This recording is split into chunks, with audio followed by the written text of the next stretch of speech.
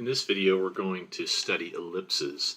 Now, I just want to say a word real quick about what we're doing in general when we study things like circles, ellipses, and then coming up, we'll also be looking at hyperbolas as well. These are all referred to as conic sections.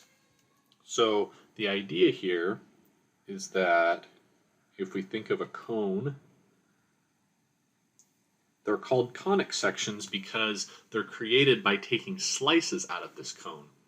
So, for example, if I was to take a slice out of the cone where I cut parallel with the base of the cone, then that is what gave us the circle that we studied in the last section. So an ellipse, what we're going to be talking about today is if I cut, but I don't necessarily cut in a fashion that is parallel to the base of the cone, but at an angle. And that'll form an ellipse. So aside from thinking of an ellipse as cutting diagonally through a cone, we can also formulate it in the following way. So there's these 2 points called the foci, which is just the plural of focus, that are the same distance from the center of the ellipse. And the idea is that the ellipse is defined by saying that it's all points, that if you take the distance from that point to the first focus, plus the distance from that point to the second focus, that sum is always the same anywhere on the circle, or on the ellipse. Or another way of putting it is, imagine that these 2 blue lines are a string, and that the blue dot is a pencil that's pulling the string tight, and that keeping the string tight, the ellipse is formed when you just trace around the entire shape here, and that's the shape that's formed is the ellipse.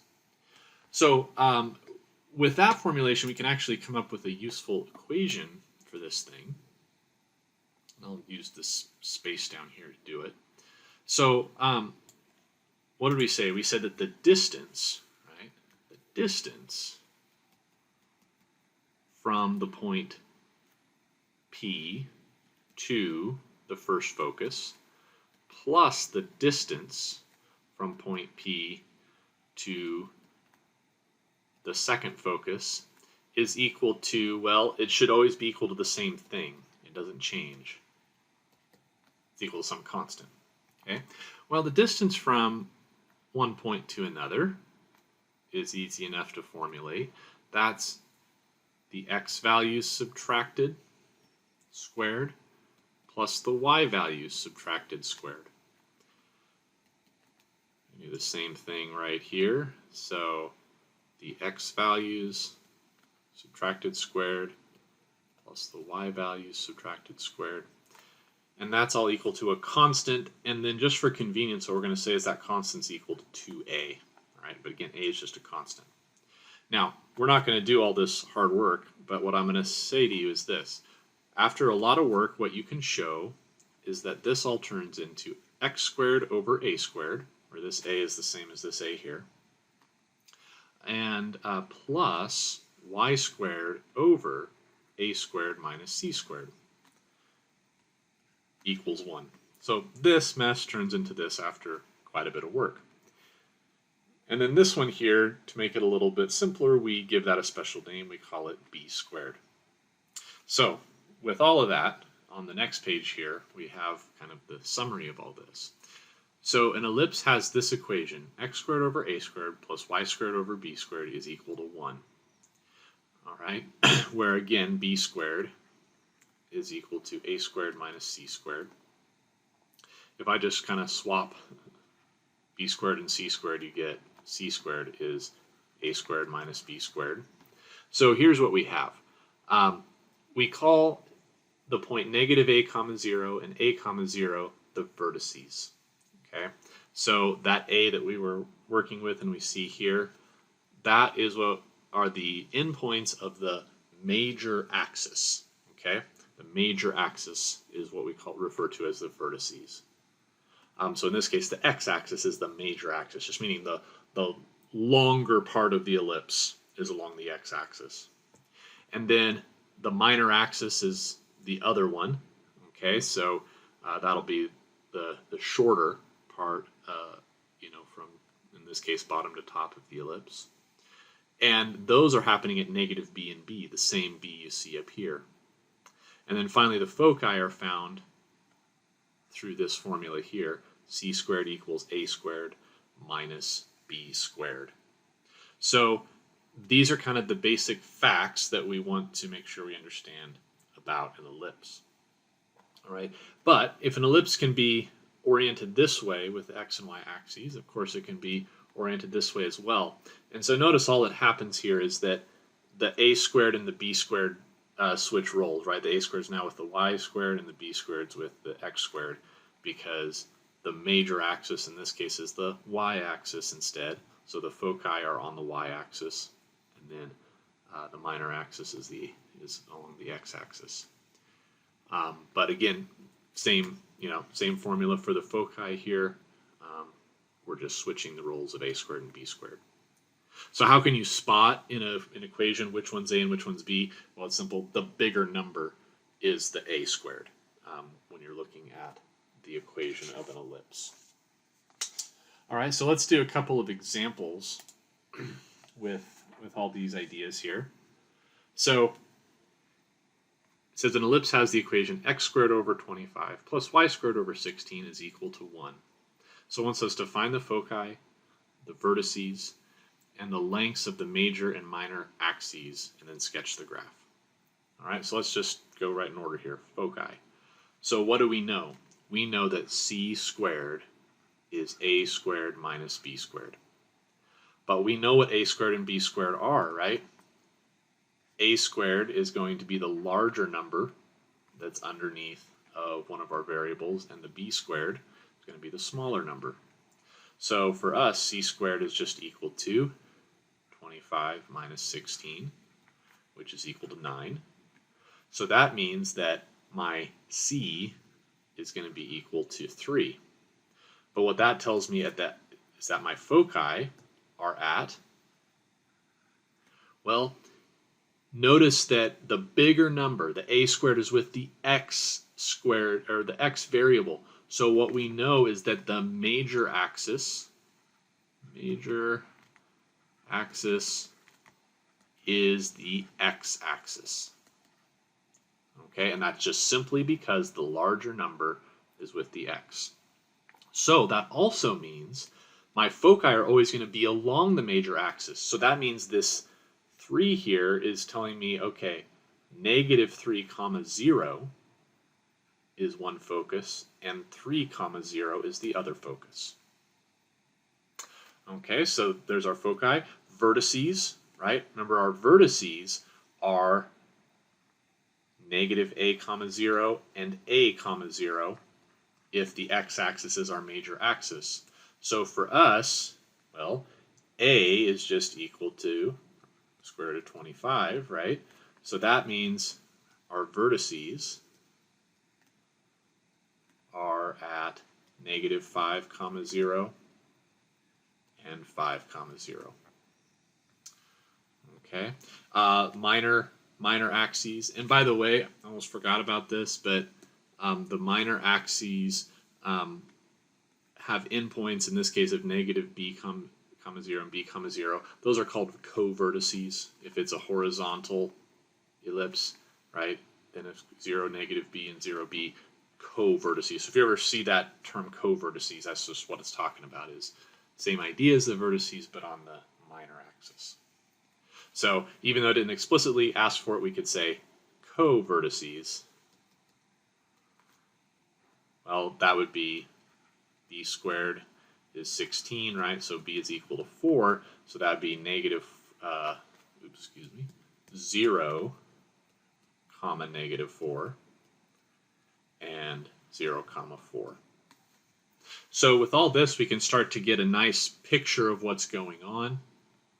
And we better make some tick marks here. So along the x-axis, 1, 2, 3, 4, 5. 2, 3, 4, 5. 1, 2, 3, 4, 5.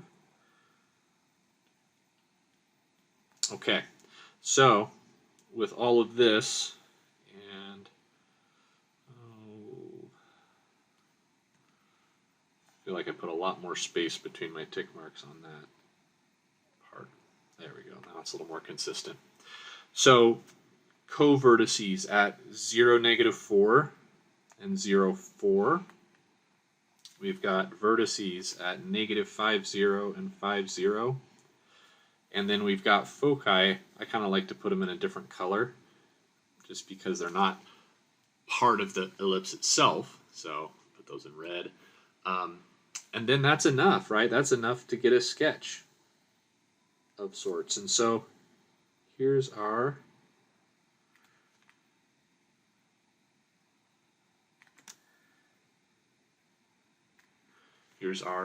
ellipse here. I guess two other things I asked about, the lengths of the major and minor axes. Well, once you know what A and B are, then the length of the major axis is pretty trivial. It's just, right, the distance from here to here, right? So that's just equal to 10. And then the length of the minor axis, -4 to 4 is, of course, 8.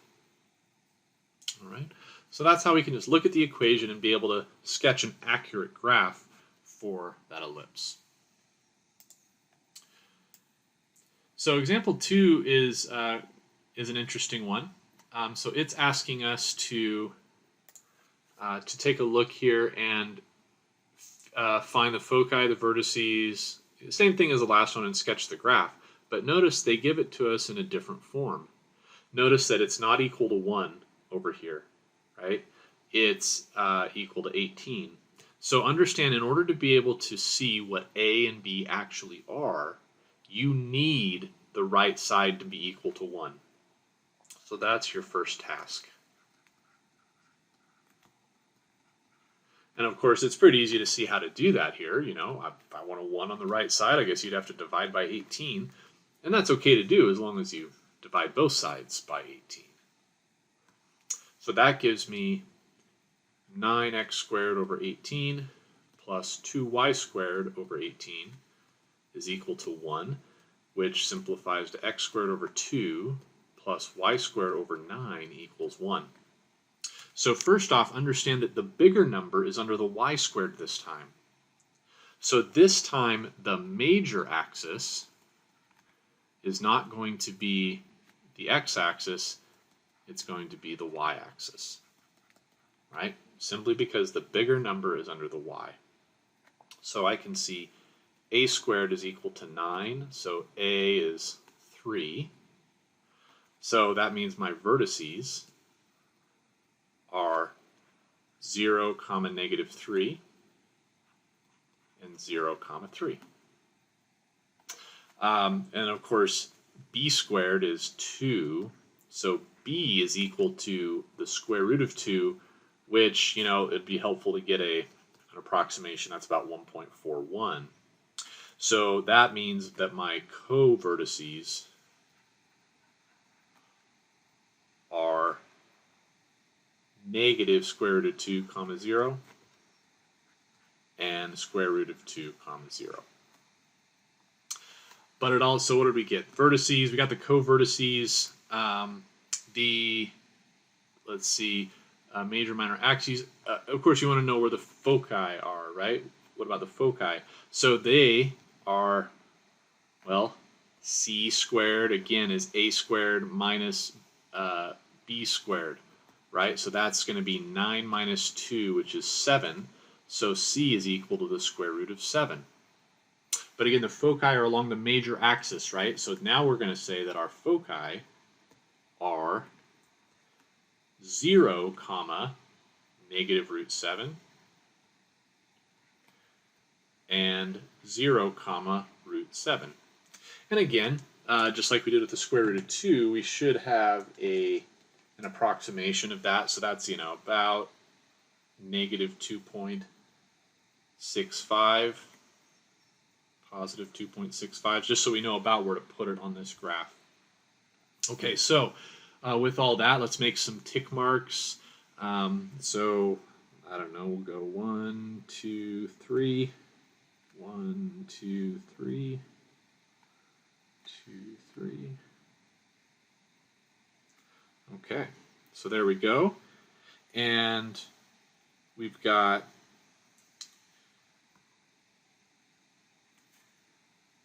vertices of 0, -3, and 0, 3. We've got foci, I'm going to again put that, well, -2.65, it puts me in this range here. 2.65 puts me in that range. And then, here we go, about -1.41 for this minor axis, and 1.41 puts me there. So here's the sketch of my ellipse.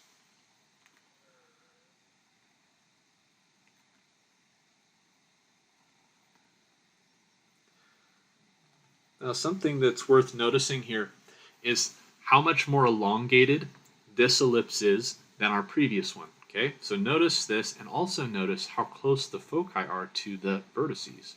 If I contrast that with the last one, notice it's a little less elongated, and the foci aren't quite as close to the vertices. So what you actually have is you'll have an ellipse that's further away from being a circle when the foci are further apart from each other and closer to the vertices.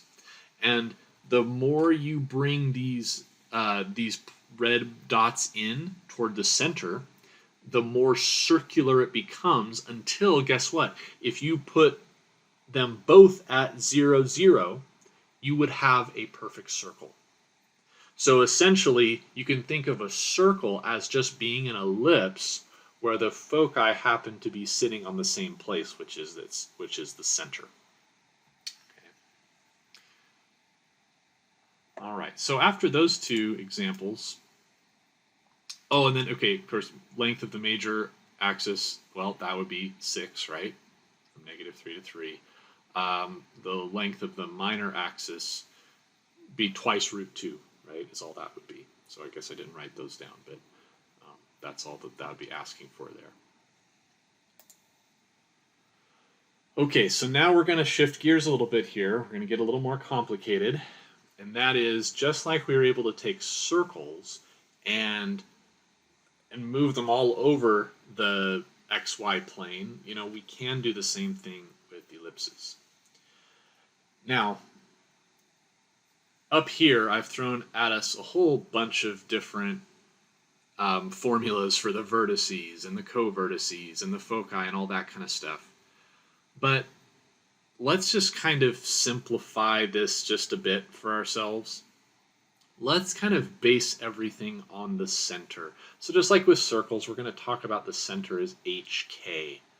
So we should be able to, if we have our equation in this form, we should be able to quickly find the center, HK. And if I find my new center, then we can understand that, okay, vertices are just going to make me go A in this direction, hence the H plus A, and then A in this direction, H minus A. The co-vertices, right, just up B from K and down B from K. And the foci, you go left C from H and right C from H. So what I want you to do is not try to memorize all this stuff here. I want you to think more about is just, if I can find my center, then that's my new home base. And from there, I can sketch a graph if I can, you know, determine what A, B, and C actually are. Okay? You know, and of course, here's what it looks like if we have the major axis as a horizontal axis, and then if we have the major axis as a vertical axis. Okay, of course we get new formulas, but again, let's not focus on the formulas. Let's focus on, okay, we have a new center now, so what does that do? All right, so let me show you how that's going to work for us.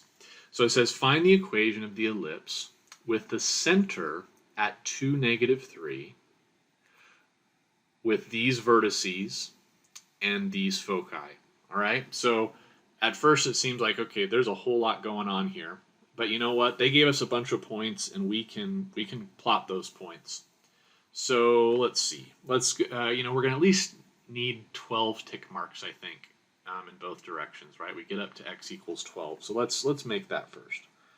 1, 2, 3, 4, 5, 6, 7, 8, 9, 10, 11, 12.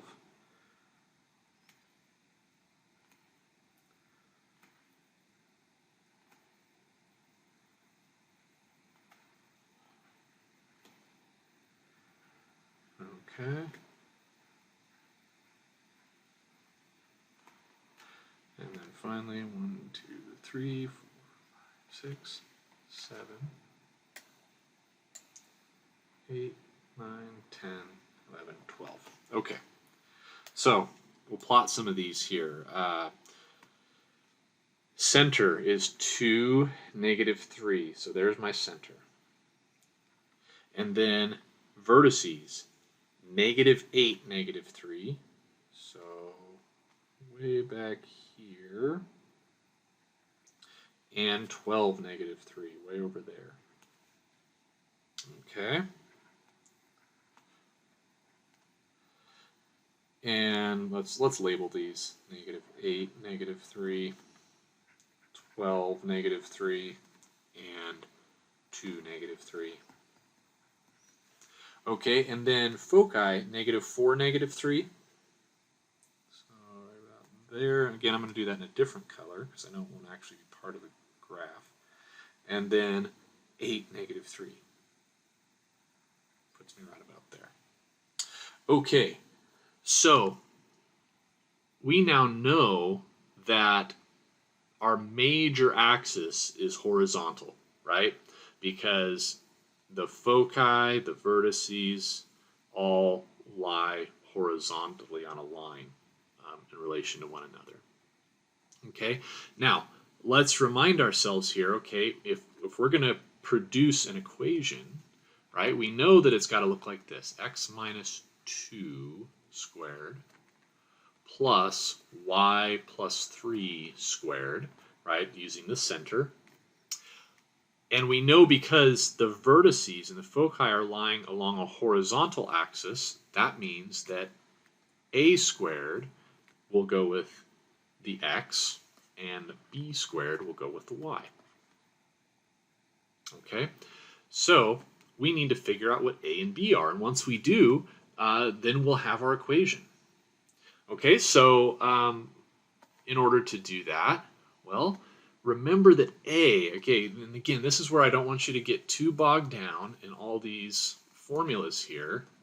Here we go. I don't want you to get too bogged down in all these formulas here. Let's just understand that, okay, we're just going a distance of a away from the center with each vertice. So this distance here is a, right? This distance here is a. So what is that distance? Well, that distance is 10, right? On either side, that's 10. So I know right now that a is 10. And so therefore, a squared is 100. Right? That's not too bad. So x minus 2 squared over 100. Got that part already. Okay. Now, do they give me any information about b? Well, no, they don't. However, they do give me information about c, right? But c is just going to be that distance from the center to the focus, right? So in this case, what is that? That is a distance of 6, okay? Distance of, and oh, I can see I actually misplaced that. That should be actually out a little bit further. Sorry about that. Not sure how I made that error. There we go.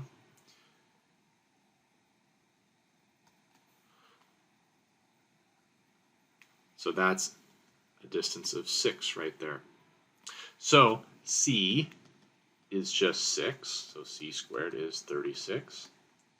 But guess what? That's all we need, because once you get a squared and c squared, you can figure out b squared, right? We know that c squared is a squared minus b squared. So 36 equals 100 minus b squared. So negative 64 is negative b squared. So 64 is b squared, so that must mean that b is 8. So that tells me all I need to know. I now have my formula. And I can also finish graphing.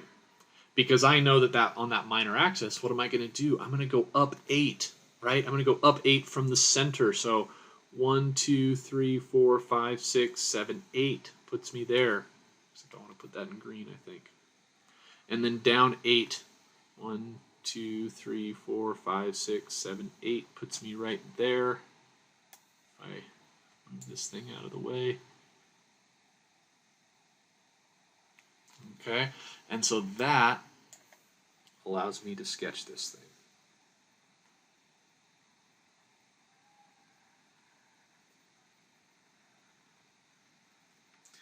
So when we have moved off of 0, 0 as our center, again, don't overthink it. A, B, and C are how far you're moving away from the center to get to those special places, to the foci, to the vertices, to the co-vertices. Okay, so really definitely want to approach it in that manner.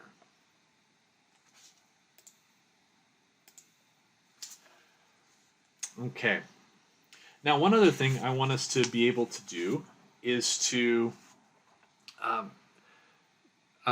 see kind of some cool applications of ellipses. Now one I should just point out is the shape of our orbit around the sun is not actually a circle, it's actually an ellipse. And the sun is sitting at one of the foci of that ellipse.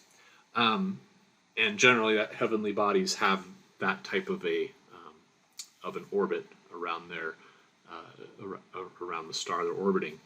So so that would be one. But another cool one is what we call a whispering gallery. So the ceiling of a whispering gallery is in the shape of a hemiellipsoid, which is just a three-dimensional ellipse essentially, with the highest point of the ceiling being 15 above the elliptical floor, and the vertices of the floor are 50 feet apart.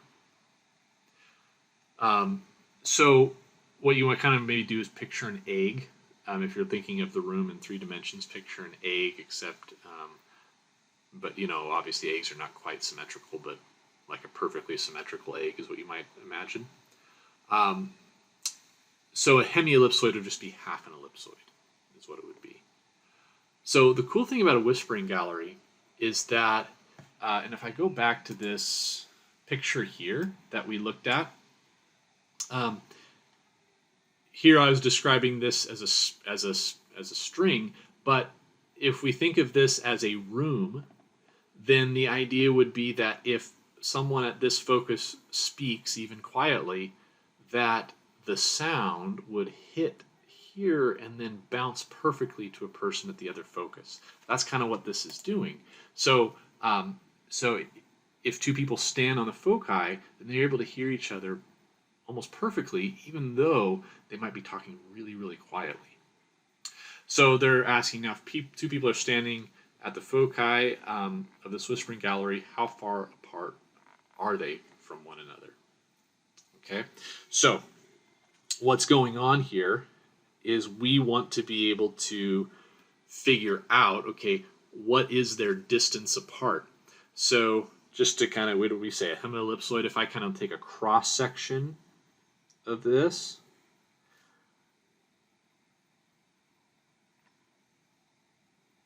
so this is like a side view of this whispering gallery here.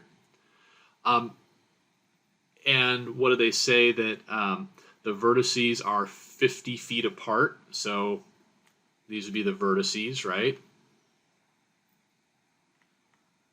So 50 there. And then the ceiling is 15 feet high. So that would be 15 feet there. And so the question is, okay, well, where are these foci at, right? So are they, you know, here and here? And so the idea is, what's this distance? That's what we're trying to answer. Okay. Well, if we can just come up with the equation for this ellipse, even though we've only sketched half of it, we can come up with the equation, then we can figure out how far apart they are. Okay, so you know, what do we know? We know that from here to here in green, that's just my A, right? And we also know that from here to here is my B. So if I think of this and I think of, you know, right here is my origin, 0, 0, then I can think of x squared over a squared plus y squared over b squared is equal to 1. All right, but we know what b is. That's easy. B is 15. So that must mean b squared is 225. A, well, what's A? Well, A is half of 50, right? So 50 over 2 is 25. So that means A squared must be 625. All right, so we actually know our formula. It didn't ask us for that, but we know it, so let's go ahead and write it down. X squared over 625 plus y squared over 225 is equal to 1. All right, but what did we want? We want to know about the foci, right? But now that we've got a squared and b squared, that's easy, right? C squared is 625 minus 225, which is 400. So that means C is the square root of 400, which is 20. All right, but remember that 20 is the distance from the center out to that one of the foci. So it's that yellow, so of course we want double that. So that distance, our question mark there, is 2 times C, which is 2 times 20, which would be 40 feet. So kind of cool. These whispering galleries, these are things that you can go to in various cities. These people are standing 40 feet apart, and they can whisper to each other and hear each other perfectly well.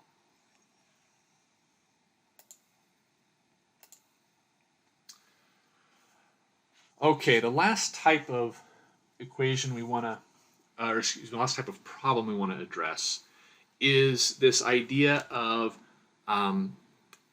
having an ellipse not necessarily centered at the origin, but then also not having it in the more familiar form. Now, we did this with circles as well, right? We looked at circles and we said, okay, if I've got a circle here that's not in its familiar form, can I do that? Can I put it in the form x minus h squared plus y minus k squared equals r squared? So we want to do the same thing here with an ellipse. Remember, with circles, our strategy was to complete the square in x and complete the square in y. That's going to be the same strategy here, but it gets a little more complicated. All right, so we also will, and I'm going to leave myself quite a bit of space here, complete the square in whatever variables are necessary. All right, but here's what we have to do. You're going to factor, but you're going to factor only out of the x's first. Okay, so I'm going to pull a 9 out so that I have a 1 in front of my x squared, like I know I always kind of want to have, right, when it comes to completing the square. All right, and then I'm going to complete the square, and remember the task that I have is to say, all right, this is plus something, and that would be half of the middle term squared, okay? But here's the trick. I want to do the same thing over here, okay, but remember, I'm not just going to add half the middle term squared, because what else am I doing? I'm also multiplying it by 9, right? So I actually want to add 9 times half the middle term squared. Now the y squared's fine. It's, you know, there are no y terms, so it is a perfect square already. So what we've got is 9 times x squared minus 4x plus 4 plus 4y squared is equal to 9 times 4. And here I can go ahead and factor x minus 2 squared plus 4y squared is equal to 36. All right, so now we've gotten it in a much better position. I can see what my center is now, by the way, right? My center is 2, 0, right? X minus 2 and y minus 0 is what I have here. But of course, in order to be able to get this in a position where I can sketch the graph, I need it equal to 1, right? Not equal to 36. So I've got to go ahead and divide both sides by 36. But of course, 9 over 36 just gives me a 4 on the bottom. And 4 over 36 gives me a 9 on the bottom. So with all that, now I can sketch an accurate graph of this because I can see my b squared is 4, b equals 2. I can see that a squared is equal to 9, a equals 3. And so then, of course, c squared is a squared minus b squared. 9 minus 4 is 5, so c is equal to the square root of 5. And it'd be nice to know what that is. It's a little more than 2.24. Okay, so remember, we want to base then what our graph looks like off of the center, right? So if our center is at 2, 0, let's go ahead and make some tick marks here. So 1, 2, 3, 4, 5. 2, 3, 4, 5. 1, 2, 4, 5. 1, 2, 3, 4, 5. So 2, 0. Here's my center. Okay. The major axis, right? The major axis is vertical, right? Because the larger number's with the y. So what am I going to do with this a? I'm going to go up 3 and down 3 from my center. So 1, 2, 3, there's a vertex. 1, 2, 3 down is a vertex.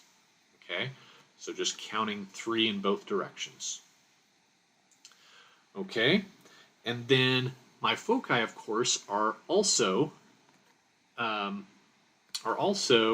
along the vertical axis. So 1, 2.24, 1, 2.24. Puts me somewhere like that. And then what about the B? What am I doing with that? Okay, well, I'm going to go 2 to the left and 2 to the right on the graph from the center. And so putting all that together,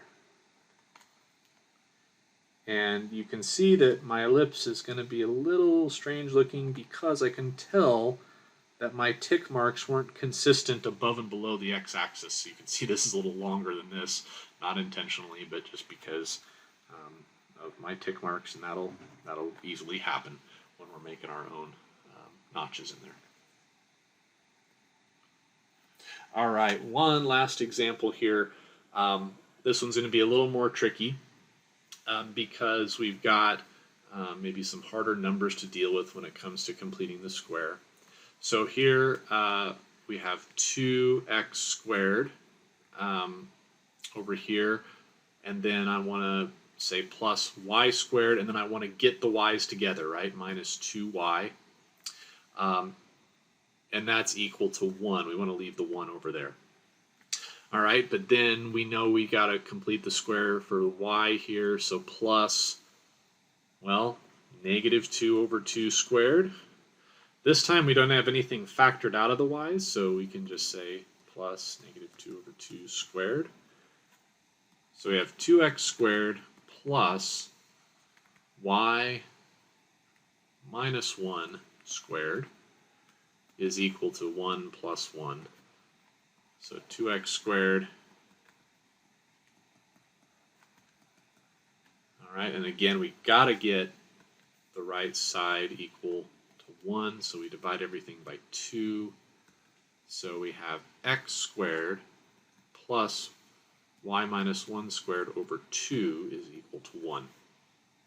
All right, so notice if you ever do end up with just an x squared by itself, you know, you can always put it over 1. So then it's really apparent, okay, I can see that my a squared is 2, so my a is equal to root 2. My b squared is 1, so b is equal to 1, right? That's going to be how far your covertex is from the, for each covertex is from the center. And then, of course, c squared is a squared minus b squared, so 2 minus 1, which is also 1. Okay, so as I go to sketch this graph, I don't need too many tick marks, it doesn't look like. Maybe I'll go 3 in each direction.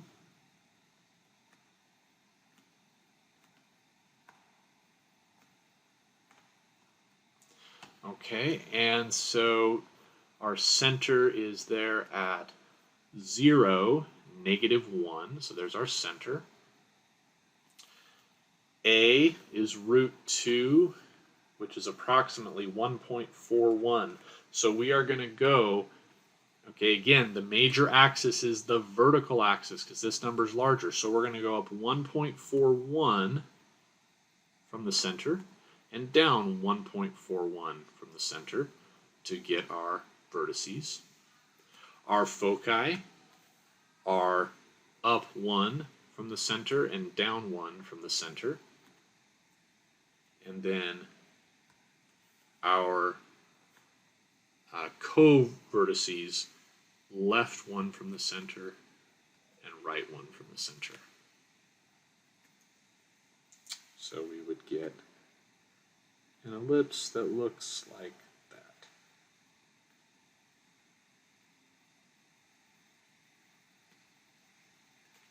Oops, and that last part was not very nice looking, so let me try that again. There we go.